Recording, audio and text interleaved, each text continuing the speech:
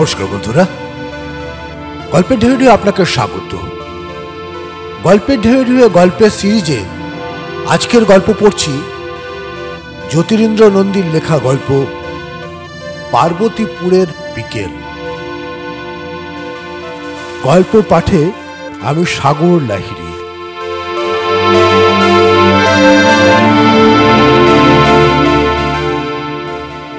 আজকের গল্প পড়ছি পার্বতীপুরের বিকেল, লেখক জ্যোতিরিন্দ্র নন্দী।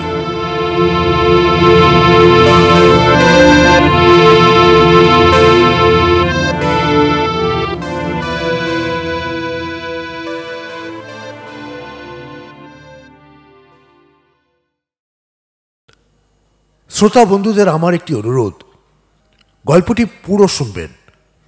গল্পটি শুনুন, মজা নিন। গল্পের শেষ হঠাৎ বদলে যায়, পাল্টে যেতে পারে। বৃষ্টি হয়ে গেছে, তাই ঘাস ভিজে ছিল। একটা মাঠের মতো জায়গায় আমরা এসে গেলাম। সুন্দর মাঠ, উজ্জ্বল সবুজ গালিচা বিছিয়ে রেখেছে কেউ, মনে হচ্ছিল। আর মাঠের মাঝামাঝি একটা জায়গায় 4-5টা বাবলা গাছ দাঁড়িয়ে আছে, চোখে পড়ল। যেমন সবুজ নিচের ঘাসের রং, তেমন আবার মিশমিশে কালো বাবলা গাছের কাণ্ডগুলি। যেন মনে হচ্ছিল 4-5টা কালো রঙের মানুষ এক জায়গায় দাঁড়িয়ে থেকে মাঠটাকে পাহারা দিচ্ছে। কেন পাহারা দিচ্ছে? কি পাহারা দিচ্ছে? বিস্তৃত মাঠের আর কোথাও কোনো গাছ চোখে পড়ল না। কেবল ওখানে ওই কটা কালো গাছ সতর্ক প্রহরীর মতো দাঁড়িয়ে আছে। কেন চিন্তা করতে করতে আমরা যখন গাছগুলির কাছে এসে গেলাম, তখন কৌতূহলের অবসান হলো। 8-10টা ইট জড়ো করে তার উপর মাটি মাখিয়ে ছোট্ট একটা বেদির মতো তৈরি করা হয়েছে। মাটি এখনো কাঁচা। একদিকে বেদির একটুখানি জায়গা এরই মধ্যে ভেঙে পড়েছে। কাঁচা বেদির ওপর 4-5টা সাদা ফুল ছড়ানো রয়েছে। ছোট্ট একটা সাদা ফুলের মালাও চোখে পড়ল। বেদির চূড়ায় জড়িয়ে দেওয়া হয়েছে। কোনো মানুষ দেখলাম না। 2টো লাল ফড়িং উড়ে উড়ে ঘুরছে বেদির ওপর। বাবলা গাছের ডাল পাতার ভেতর থেকে একটা দাঁড় কাক নেমে এসে বেদির কাঁচা মাটিতে 2টো বড় বড় ঠোকর মেরে আবার কা কা শব্দ করে উড়ে গেল। বন্ধু হাসল। কাকটা ভেবেছিল মাটির ঢিপির ভেতর কিছু খাবার ঠাবার লুকোনো আছে। বোকা। আমি আরেকবার বেদির ওপর সতর্ক দৃষ্টি বুলিয়ে বন্ধুর চোখে চোখ রেখে হাসলাম। তুমি যত বোকা ঠাওরালে, কাককে অত বোকা সে নয়। দেখছো না, কাঁচা মাটির ভেতর থেকে কেঁচো বেরিয়ে আসছে। ওই খেতে কাক ঠোকর মেরেছিল। গম্ভীর হয়ে বন্ধু মাথা নাড়ল। তা হবে। যেন কেঁচো দেখতে বেদির ওপর শেষবারের মতো চোখ রেখে অবিনাশ বলল, এসব আর দেরি করাটা ঠিক না, ট্রেন ধরতে হবে। 2 বন্ধু আবার হাঁটি এবং কয়েক গজ এগোবার পর ছেলেটাকে পেয়ে গেলাম। ছোট ছেলে, এক হাতে পাঁচন, অন্য হাতে একটা আমহাটির ভেপু। তাই বাজাতে বাজাতে গরু নিয়ে মাঠের দিকে আসছে। গায়ের নাম কি রে? অবিনাশ ছেলেটাকে জিজ্ঞেস করল। পার্বতীপুর। রেল স্টেশন কতদূর? আমি প্রশ্ন করলাম। ছেলেটা আমাদের পেছনের দিকে 2বার তাকিয়ে তারপর অন্যদিকে ঘাড় ফেরায়, মাথা নাড়ে। জানি নে। 8-10 বছরের ছেলে যদি রেল স্টেশনের পথ না জানে, ওকে দোষ দেওয়া যায় না। তাই কিছু বললাম না। বস্তুত আমাদেরই এদিকে আসা ভুল হয়েছে চিন্তা করছিলাম। আবার পিছনের গায়ে ফিরে যাব কি না এবং সেখান থেকে গরুর গাড়ি চেপে রেল স্টেশনে চলে যাব কি না 2 বন্ধু বলাবলি করতে লাগলাম। পেছনের গায়ে কে যেন বলেছিল, এদিক দিয়ে কোনাকুনি হেঁটে গেলে আমরা একটা বড় সড়ক পেয়ে যাব, বাস চলে। বাসে চাপলে স্টেশন বেশি দূর না। ছেলেটা বাঁশি বাজিয়ে চলে যাচ্ছিল। কি ভেবে অবিনাশ ডাকল, শোন এই ছেলে। ছেলেটা ঘুরে দাঁড়ায় এবং এক এক পা করে আমাদের কাছে আসে। বাসের রাস্তা কোন দিকে বলতে পারিস? বড় বড় চোখ দুটো অবিনাশের মুখের দিকে একটু সময় ধরে রেখে ছেলেটা আবার অন্যদিকে তাকায়, তারপর ঘাড় নাড়ে। জানি নে। আমি হাসলাম। তুই তবে কি জানিস? যেন অপ্রস্তুত হয়ে কিছুটা লজ্জায় ছেলেটা আমাদের দুজনের পায়ের জুতো দেখতে লাগলো। এসো এসো। অবিনাশ আমার হাতে টান দেয়। দেখছো না, দুধের বাচ্চা, মাঠে মাঠে গরু নিয়ে থাকে, বাসের খবর ট্রেনের খবর রাখতে ওর বড় বয়ে গেছে কিনা। যা বাবা তুই যা। ঘুরে দাঁড়াতে দাঁড়াতেও আবার কি মনে করে আমি ছেলেটাকে ডাকি, শোন এই ছেলে। ছেলেটাও ঘুরে দাঁড়ায়। ওখানে ওই বাবলা গাছের গুড়ির কাছে ওটা কিরে? ছেলেটা আমার চোখ দেখল, ঘাড় ফিরিয়ে মাঠের বাবলাতলার বেদি দেখল, তারপর ঘাসের উপর চোখ রেখে আস্তে আস্তে বলল, শহীদ বেদি ওটা। কিসের শহীদ, কে শহীদ হয়েছিল ইত্যাদি প্রশ্ন যে মনে না এলো তা নয়, কিন্তু তার আগেই গরুর পিঠে পাঁচনের গুঁতো লাগিয়ে ছেলেটা হাঁটতে থাকে। বন্ধু বলল, চলো আর একটু তো এগোনো যাক। গাছের ছায়া বেশ লম্বা হয়ে গেছে। অবিনাশ ও আমার মাথার মাঝখান দিয়ে একটা হলদে রঙের পাখি উড়ে গেল। রোদের তেজ ছিল না। কচি ঘাসের নরম গন্ধ ছড়িয়ে মিষ্টি ফুরফুরে হাওয়া বইতে শুরু করলো। হাঁটতে আর আমাদের কষ্ট হচ্ছিল না। 1 থেকে 2 মিনিট পর অবিনাশ আমার হাত টিপল। আমি তার মুখ দেখি। তখন আমরা একটা বন তুলসীর ঘন ঝোপের পাশ দিয়ে চলেছি। অবিনাশ ঝোপের মাথার দিকে আঙুল দিয়ে দেখায়, তারপর আমার কানের কাছে ফিসফিসিয়ে ওঠে, কে একজন ওখানে দাঁড়িয়ে আছে না? আমার চোখ জঙ্গলের ওপাশে চলে গেল। দেখলাম সত্যি কে যেন দাঁড়িয়ে আছে, দাঁড়িয়ে মনোযোগ দিয়ে আমাদের দেখছে। আমাকে দেখছে না মাঠের বাবলা গাছগুলো দেখছে বুঝতে পারলাম না। অবিনাশ তেমনই ফিসফিসিয়ে বলল, মনে হয় ভদ্রলোক। পোশাকের একটা পরিচ্ছন্ন সাদা ঝলক পাতার ফাঁক দিয়ে আমাদের চোখে ঠেকছিল।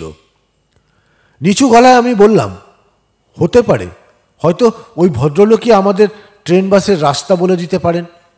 দেখা যাক। অবিনাশ উত্তর করল। আর 1 মিনিট হাঁটার পর আমরা বন তুলসীর ঝোপ পার হলাম। জানতাম না সেখানেই মাঠের শেষ। মাঠের উঁচু পাড়ের ওপর দাঁড়িয়ে আছেন তিনি।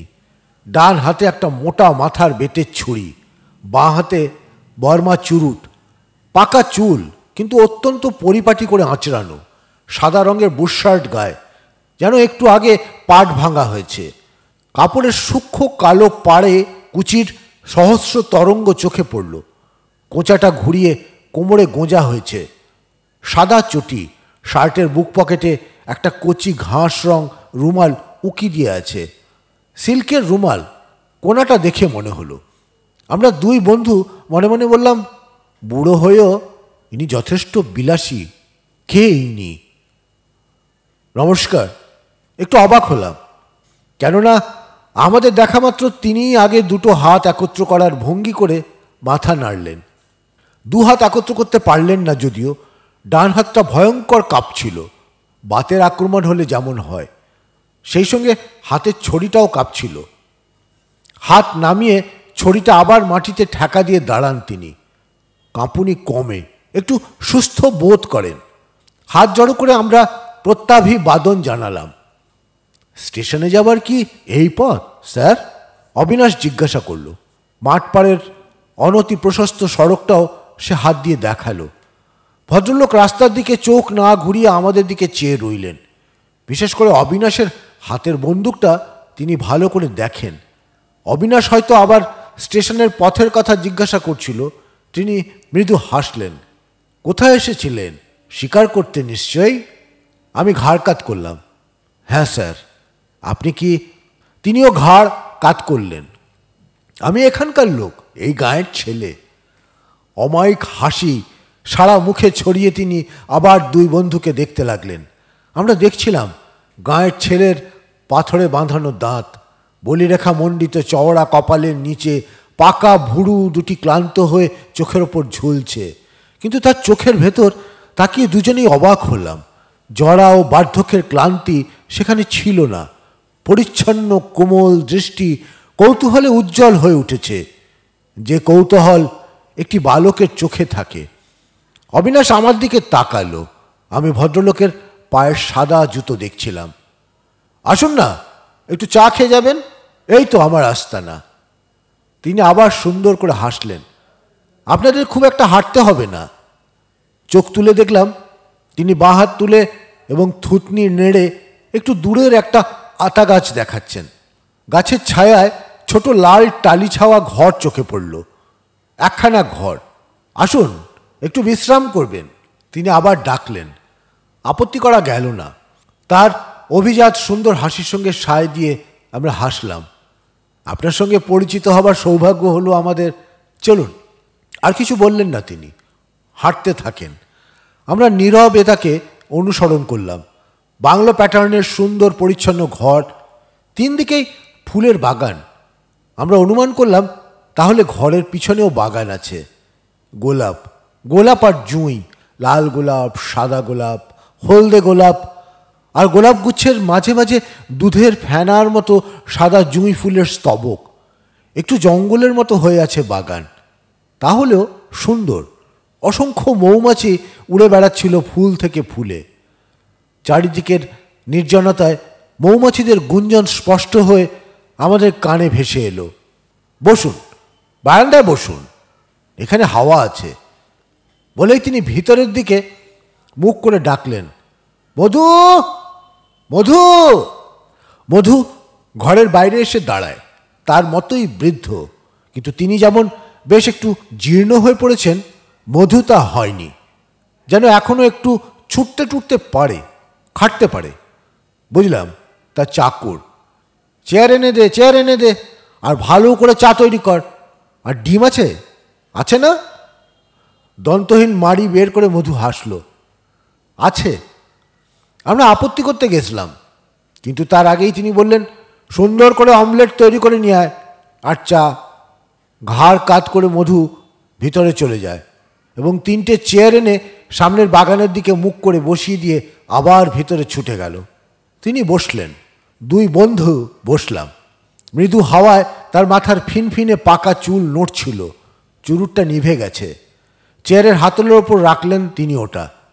ছড়িটা ডান হাত দিয়ে ধরে রাখেন, ওটা ছাড়েন না। বাঁ হাত বাড়িয়ে তিনি অবিনাশের বন্দুকটা কোলের কাছে টেনে নেন, যেন আদর করার মতন বারবার ব্যারেলের ওপর হাত বোলান, হাত দিয়ে পালিশ অনুভব করেন, মুট করে ধরেন।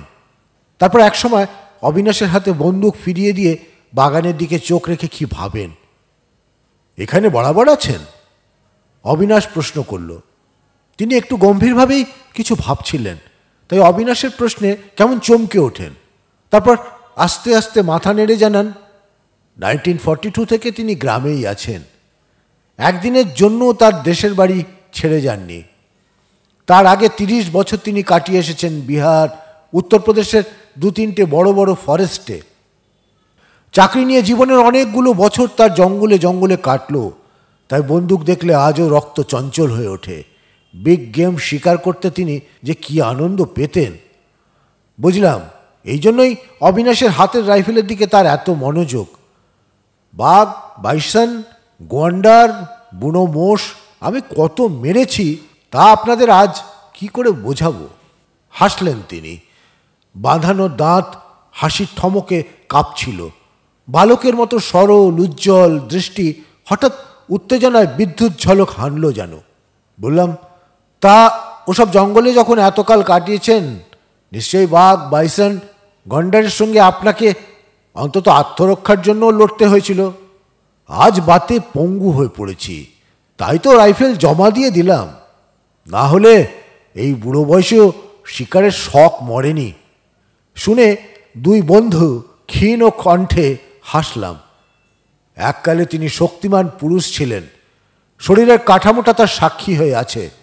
চামড়া কুঁচকে গেছে, কিন্তু কবজির হাড় কত চওড়া ছিল তাকিয়ে দেখছিলাম। উত্তরের বিলে গিয়েছিলেন বুঝি? তিনি প্রশ্ন করলেন। অবিনাশ ঘাড় নাড়ল। বিশেষ কিছু পাওয়া যায়নি। দুটো বালিহাঁস মোটে ফেলতে পেরেছিল সারা সকাল ঘুরে। যার পরিচয় এই অঞ্চলে শিকার করতে এসেছিল তাকে হাঁস দুটো দিয়ে এসেছে। তিনি মাথা নাড়লেন। না, এখন আর কিছু পাবেন না। আগস্ট মাস, পুরো বর্ষা, এখন তো হাঁস আসার সময় না। তাছাড়া খুব বেশি আসেও না এই বিলে। শীতকালে তবু 2-4টে একবার থামলেন তিনি, কি ভাবলেন। তারপর যুদ্ধের সময় সাহেবগুলো ছিল, দিন রাত ওই বিলেই পড়ে থাকতো। 24 ঘন্টা ফায়ার করে করে ওরা কি আর কিছু রেখেছে? হাঁস, পানকৌড়ি, বক পর্যন্ত মাছরাঙাটা দেখলেও ওদের খুন চেপে গেছে। কথা শেষ করে তিনি শব্দ করে হাসলেন। তারপর থেকে বিলে হাঁস ঠাস আর বড় পড়ে না। সেই যে ভয় পেল, তিনি না, তার চাকর মধু কথা বলছিল। চোখ ফিরিয়ে দেখলাম মধু ট্রে হাতে করে বারান্দায় এসেছে। একটা টিপয় টেনে এনে আমাদের সামনে বসিয়ে দিল। গোলাপ ও জুঁইয়ের গন্ধ গরম অমলেটের সুবাসে চাপা পড়ল। আমাদের রসনা সিক্ত হয়ে উঠল বইকি। শালারা কাঁকড়া মারতে পর্যন্ত গুলি ছুঁড়েছে। মধু বলল, কি কাণ্ডখানা যে করে গেছে গাঁয়ে। এখানে মিলিটারি ক্যাম্প ছিল বুঝি? হ্যাঁ, যে মাঠের উপর দিয়ে এলেন ওখানে ওদের একটা বড় গোডাউন ছিল। চাকর না, এবার গৃহস্বামী কথা বললেন। আরম্ভ করুন। আমরা চায়ের পেয়ালা হাতে তুলে নিলাম। ডান হাত বাতে অসার, তিনি বাঁ হাতে চামচ তুলে অমলেট ভাঙলেন। মধু ভিতরে চলে গেল। যাকে আপনাদের আসল কথাই বলা হয়নি। কি বাসের রাস্তা? সোজা দক্ষিণ দিকে চলে গেলে সড়ক পাবেন। ওই যে মাঠপাড়ের রাস্তাটা দেখে এলেন, 1/2 মাইলও হাঁটতে হবে না। তা নিয়ে ভাবতে হবে না, দরকার হলে আমি মধুকে সঙ্গে দেবো, সে আপনাদের বাসে তুলে দিয়ে আসবে। বসুন। তারা কি না, বলছিলাম কি, কটা বাজে এখন? অবিনাশের রিস্ট ওয়াচ ছিল না, আমার হাতে ঘড়ি ছিল, তাই তিনি আমার দিকে তাকালেন। ঘড়ি দেখে বললাম 5:30। তবে আর কি। তার চোখ দুটো উজ্জ্বল হলো। আগস্ট মাসে 5:30 আর তেমন কি একটা বেলা। সন্ধ্যের এখনো ঢের দেরি। রৌদ্রের রেখা সরু হয়ে গেছে। গোলাপ জুঁইয়ের পাতার ফাঁক দিয়ে কমলা রঙের সুন্দর রেখাগুলি তার সাদা বুশশার্টের ওপর, সাদা জুতোর ওপর এসে ঠিকরে পড়ে তীর তীর করে কাঁপছিল। জীবনের অপরাহ্নে পৌঁছেছেন তিনি, ভাবছিলাম। তাই অপরাহ্নের কোমল রৌদ্র ছায়া তাকে এমন সুন্দর করে দিয়েছে। কেমন অবাক হয়ে তার কথা শুনছিলাম। 6টার সময় আনন্দ আসবে, মাঠে খেলতে গেছে। তিনি বাঁ হাতের চায়ের বাটি নামিয়ে রাখলেন। পকেট থেকে রুমাল বার করে মুখ মুছলেন। আমার আনন্দকে না দেখে তো আপনারা যেতে পারেন না। আনন্দকে দেখবেন বলেই তো আপনাদের ডেকে আনলাম। অবিনাশ একটু অবাক হয়ে মুখের দিকে তাকায়, আমিও। তিনি বাগানের দিকে চোখ রাখলেন। আমার ছেলে এই তো এবার 18 বছর পড়ল। ওর গায়ের রং দেখলে বুঝতে পারবেন যৌবনে আমার গায়ের রং কত সুন্দর ছিল। আর বুক, হাতের মাসল, হ্যাঁ, ওই বয়সে আমি যেমন বেড়ে উঠেছিলাম ও বাড়ছে। ওর স্বাস্থ্যের দিকেই আমি বেশি নজর রাখছি। রাখতে হচ্ছে, ভালো স্বাস্থ্য না হলে জীবনে উন্নতি করবে কি করে, কি বলেন? নিশ্চয়ই, আমি খুশি হয়ে বললাম। যাক, এসেছি যখন ওকে দেখেই যাব। পড়ছে? হ্যাঁ, এবার ওর 2nd ইয়ার, আসছে অগ্রহায়ণে ফাইনাল দেবে। তিনি থামলেন। বাগানের রাস্তার দিকে চোখ রেখে হঠাৎ কান দুটো খাড়া করে ধরলেন। আনন্দ কি এসে গেল? আমরা 2 বন্ধু ঘাড় ঘুরিয়ে বাগানের রাস্তার দিকে তাকালাম। একটা কাঠবিড়াল শুকনো পাতার ওপর দিয়ে চলে গেল। মধু এসে কাপডিশ সরায়। হ্যাঁ রে মধু, আনন্দর জামা কাপড় ধোপাটা দিয়ে গেল? গেছে। মধু মনিবের দিকে তাকায় না, কিন্তু লক্ষ্য করলাম মধুর চেহারাটা যেন হঠাৎ কালো হয়ে গেছে, যেন কি নিয়ে ও অসন্তুষ্ট। গৃহস্বামী ফের প্রশ্ন করেন, আনন্দ দুধ গরম করে রেখেছিস? রেখেছি। কাপ ডিশ তুলে মধু চলে যায়। ও এলেই গরম দুধটা আগে দিবি। তিনি আমাদের দিকে চোখ ফেরান। আনন্দ বায়না ধরেছে এবার পরীক্ষা হয়ে গেলে কিছুদিন এসে গাঁয়ে থাকবে আমার সঙ্গে। গাঁয়ের মানুষগুলিকে ওর ভালো লেগেছে। তার ক্ষীণ হাসির সঙ্গে যোগ দিয়ে অবিনাশ হাসল। কলকাতায় পড়ছে বুঝি? হ্যাঁ, ওখানেই তো আমার সব। ওর মা, আমার বড় ছেলে, ওদের কিছুতেই ইচ্ছে নয় আমি গাঁয়ে থাকি। কিন্তু আমার দেশের ঘরবাড়ি ছেড়ে আমি 1 পা নড়তে চাই না। আনন্দকে ছেড়ে আমি কোথায় যাব বলুন? তার গলার স্বরটা যেন কেমন কেঁপে উঠল। আমরা চমকে উঠলাম। তবে কি আনন্দ আর কলকাতায় ফিরে যেতে চাইছে না? আর পড়বে না? একসঙ্গে দুজন প্রশ্ন করলাম। কথা বললেন না তিনি। রুমাল দিয়ে আবার কপাল মোছেন। মধু এবার বেরিয়ে এসে টিপয়টা সরিয়ে নিয়ে যায়। তিনি আর চোখে মধুকে দেখেন। দেখতে দেখতে হঠাৎ তাকে ডাকেন, শোন। মধু ঘুরে দাঁড়ায়। ও তো এখনো এলো না? একটু দেখবি, ওই মাঠে খেলছে বোধ করি। মুখ কালো করে মধু চুপ থাকে। যা না, তোর এই বয়সে এত আলস্য এসে গেছে শরীরে। যাচ্ছি, দুধটা উনুনে আছে, ফুটছে, নামিয়ে রেখে যাব। মধু ভিতরে চলে গেল। গৃহস্বামী খুশি হন, আমাদের চোখ দেখেন। আচ্ছা আসুন, ইতিমধ্যে আপনাদের ঘরের ভিতরটা দেখিয়ে দিই। তিনি চেয়ার ছেড়ে উঠলেন। আমরাও তার সঙ্গে ঘরের ভিতর ঢুকলাম। অত্যন্ত পরিচ্ছন্ন, সাজানো গোছানো ভিতরটা। এটা ওর বিছানা। তিনি আঙুল দিয়ে দেখান, এটা আমার। আমরা শব্দ না করে পিতা পুত্রের বিছানা দেখি। এই হলো ওর পড়ার টেবিল। দেখুন মধুর কি আলস্য। সকালের ফুল বাসি হয়ে গেছে, শরীরে এখন কিছু টাটকা ফুল এনে রাখবে তা না। মধু, মধু! তারস্বরে তিনি মধুকে ডাকেন। ওদিকে রান্নাঘর থেকে মধু ছুটে আসে। তোকে কি রোজ এক কথা বলে দিতে হবে? বাঁ হাতের প্রসারিত আঙুলটা টেবিলের ওপর ধরে রেখে তিনি চাকরকে ধমকান।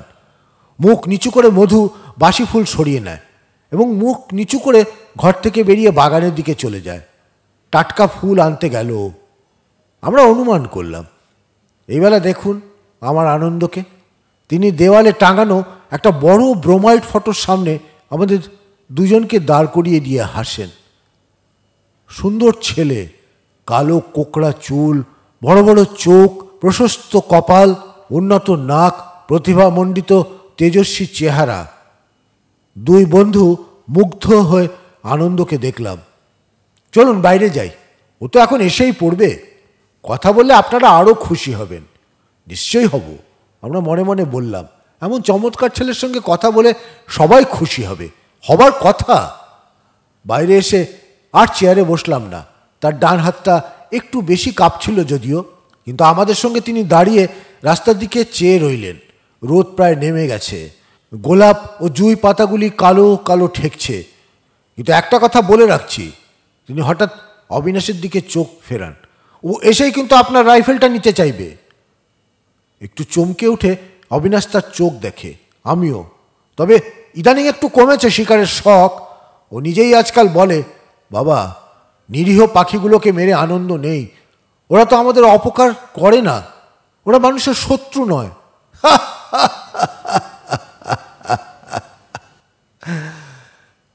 তিনি টেনে টেনে হাসেন। তা তো বটেই। তা কথাটা একদিক থেকে সত্য। যেন ঈষৎ লজ্জিত হয়ে অবিনাশ আর চোখে হাতের বন্দুকটা দেখে। আমরা এসব অঞ্চলে বিগ গেমের দেখা না পেয়ে হাঁস, হরিয়াল, তিতির মেরে শিকারের শখ মেটাই। আর আমার আনন্দ বলে, বাবা, বিগ গেম এই অঞ্চলেই এখন বেশি দেখা দিয়েছে। তিনি থামেন। আমরা তার মুখ পরীক্ষা করি। আনন্দ বলছে, যারা গরিব চাষি মজুরকে ঠকিয়ে খায়, মাঠের ফসল তুলে নিয়ে কালোবাজারে চালান দেয়, চালে পাথর মেশাচ্ছে, তেলে আটায় ভেজাল দিচ্ছে, এরা হলো মানুষের শত্রু, দেশের শত্রু। তিনি আমাদের চোখ পরীক্ষা করেন। আমিও অবিনাশ মৃদু হাসলাম। তাহলে আনন্দ আজকাল পলিটিক্স করছে, এই জন্যই ও গায়ে থেকে? আমরা চুপ করলাম। না, ঠিক তা নয়। এখনই আমি পলিটিক্স করতে দিচ্ছি না যদিও। তবে কমন সেন্স থাকলে, চোখ কান খোলা থাকলে একটি ছেলের যে ধরনের ভাবনা চিন্তা হয়, আনন্দরও তাই হচ্ছে। তাই মাঝে মাঝে এসব বলে আমাকে। তিনি হাসলেন, আমরাও হাসলাম। চলুন আমরা একটু রাস্তার দিকে এগোই। হ্যাঁ, ওই তো, ওই পথেই আসবে। আমি বললাম, হয়তো রাস্তায় দেখা হবে।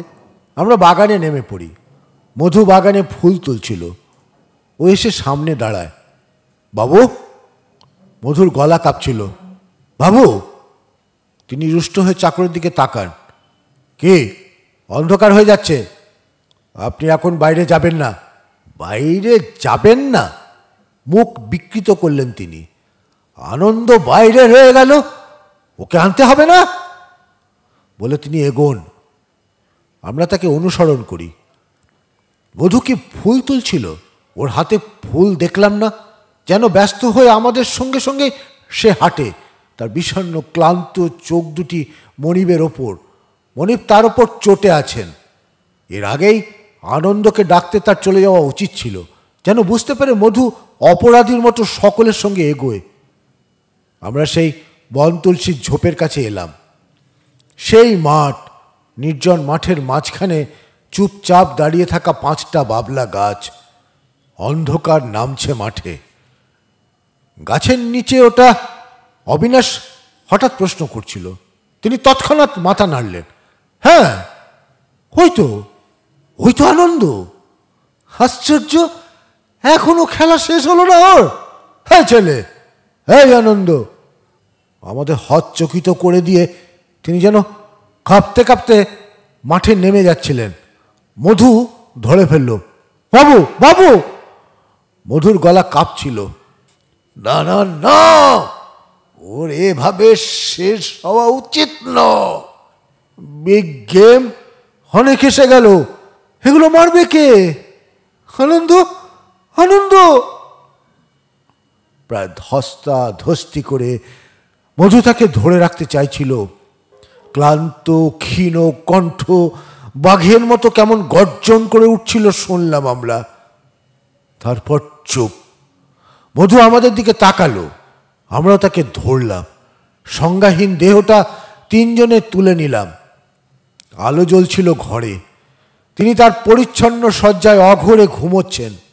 গলায় একটা বিশ্রী শব্দ হচ্ছিল। টেবিল থেকে একটা শিশি তুলে সাদা মতন কি একটা ট্যাবলেট বার করে জলে গুলে মধু খাইয়ে দিয়েছে। পরে আর বিশ্রী শব্দটা হয়নি।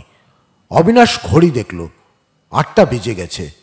চোখ মুছে মধু বলল, ফি বছর এমন দিনেই অসুখটা হয়। এই দিনেই খোকাবাবু মারা যান কিনা। সারা দিন কর্তা মাঠের ধারে দাঁড়িয়ে বাবলা গাছগুলোর দিকে চেয়ে থাকেন আর কেবল বলেন, আনন্দ আসবে, আনন্দ আসছে। খোকা সিপাহীর গুলিতে মরেনি, ও বেঁচে আছে। শহীদ বেদিতে ফুল দিতে যাননি তিনি আজ? অবিনাশ প্রশ্ন করল। মধু মাথা নাড়ল। গায়ের 2-3 জন দিয়ে গেছে ফুল। বরং ওরা যখন ওই বাগান থেকে ফুল নিতে এলো, কর্তার লাঠি তুলে যেন মারতে গেছেন। না না, একটা ফুল পাবে না। কাকে ফুল দিতে চাইছো তোমরা? আমার আনন্দ তো মরেনি। ও যদি মরবে তো মুনাফাখোর ভেজালওয়ালাদের মারবে কে? ও আছে, ও আরো কত কি করে দেখবে। অবিনাশ ও আমি পরস্পর মুখ চাওয়াচাই করলাম। তারপর গাঁয়ের লোক চলে গেছে। অন্য জায়গা থেকে ফুল জোগাড় করে শহীদ বেদির ওপর রেখে গেছে তারা। আর তিনি সারা দিন আমায় বলছেন, আনন্দর জামা কাপড় ধুয়ে এলো, ওর দুধ গরম হলো। সেই 42 সাল থেকে কি এরকম? প্রশ্ন করতে করতে আমি থেমে যাই। হ্যাঁ বাবু, বছরের এই একটা দিন যে আমার কি করে কাটে, একলা বাবুকে সামাল দেওয়া কষ্ট হয়। অথচ কিছুতেই তো তিনি কলকাতায় যাবেন না। বড়বাবুর চিঠি এলে, মা ঠাকুরানের চিঠি এলে বলেন, আমার খোকাকে ছেড়ে আমি কোথায় যাব? কোথাও না। মধু থামল। যেন বাইরে তখন টিপ টিপ বৃষ্টি হচ্ছে। গোলাপ ও জুঁইয়ের গন্ধ ভিজে বাতাসে আরো নরম হয়ে মিষ্টি হয়ে বাগান থেকে উঠে চুপি চুপি ঘরে ঢুকছিল। যেন দেয়ালে দাঁড় করানো অবিনাশের বন্দুকটা দিকে চোখ পড়তে কথাটা মধুর মনে পড়ল। তারপরের দিনই পুলিশ এসে বাবুর বন্দুক নিয়ে গেল। বাতের জন্য হাত কাঁপে, বন্দুক ছুটতে পারেন না, তাই ওটা জমা দিয়েছেন। এটা বাজে কথা। ক্ষীণ গলায় মধু একটু হাসল। তা তো বলবেনই, তাছাড়া আর কি বলতে পারেন? অবিনাশ ঘাড় ফিরিয়ে বৃদ্ধের ঘুমন্ত সুন্দর গম্ভীর বিষণ্ণ মুখখানা দেখতে লাগলো। আমি চোখ তুলে দেখছিলাম ব্রোমাইড ফটোটা। মধু শুধু টেবিলের ওপর টাটকা ফুল এনে জড়ো করেনি, একটা মালা তৈরি করছিল বসে বসে জুঁই ফুলের। মালাটা শেষ করে ফটোর গায়ে জড়িয়ে দিতে এবার উঠে দাঁড়ালো।